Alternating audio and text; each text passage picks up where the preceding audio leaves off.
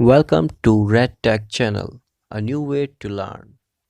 तो आज हम हमारे में पढ़ेंगे करेक्टरिस्टिक ऑफ इमेजेस, जिसमें हम बेसिकली फ्लेयर और T1 वेटेड इमेज के बारे में पढ़ेंगे।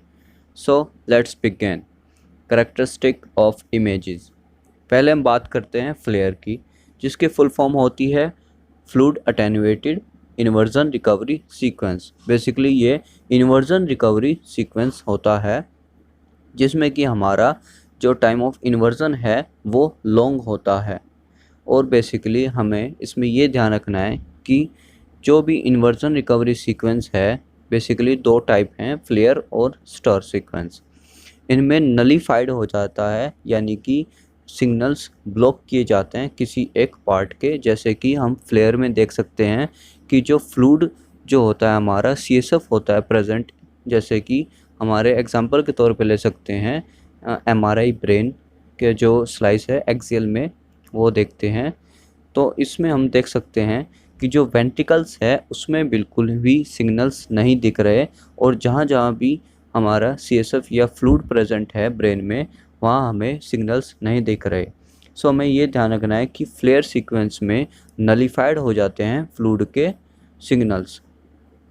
और इसमें हम एक डिफरेंशिएट करने के लिए हम जो कंपेयर करना है T1 वेटेड इमेज से और फ्लेयर में, वो ये डिफरेंशिएट करना है बेसिकली जो हमारे जो ग्रे एंड वाइट मैटर है, इसमें जो जो कॉर्नर पार्ट है, here you can see this part थोड़े से ये उभरे हुए लग रहे हैं, और जो ये हमारे पार्ट हैं ये थोड़े से ब्राइट सिग्नल दे रहे हैं, या कह सकते हैं हाइपर इंटेंस सिग्नल शो करते हैं वाइट एंड ग्रे मैटर में।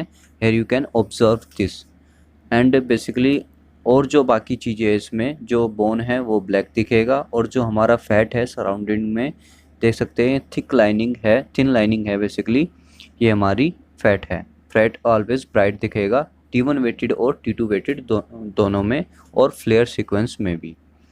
तो अब बात करते हैं T1 वेटेड इमेज की, जिसमें हमें पता है कि TR शॉर्ट रखते हैं, T शॉर्ट रखते हैं, और जो हमारे फैट होता है वो हमारा ब्राइट होता है, बोन हमारी ब्लैक होती है। बट जो मेन डिफरेंस जो इसमें होता है, हम कंफ्यूज कर सकते हैं CSF के बेसिकली CSF को देखकर, कि जो हमारा CSF है वो हमारा जो फ्लेयर सीक्वेंस है उसमें नलीफाइड हो जाता है या सप्रेस्ड हो जाता है। और जो हमारा T1 वेटेड इमेज है इसमें हमारा हाइपो इंटेंस होता है, यानी कि वो नलीफाइड नहीं होता, उसके सिग्नल्स कम होते हैं, या कह सकते हैं काफ़ी हद तक कम हो जाते हैं, बट पूरी तरह से नलीफाइड नहीं होते। ये हमें ध्यान रखना है। और दूसरा डिफरेंस हमें ग्रे एंड वाइट मैटर को देखना है।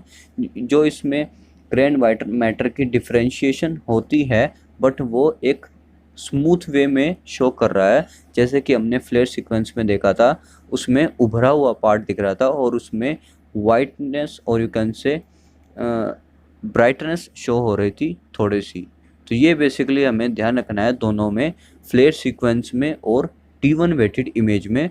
Many peoples got confused in both the images about their concept and theory, so I discuss both of them. I hope it will help you a lot in understanding the MRI images.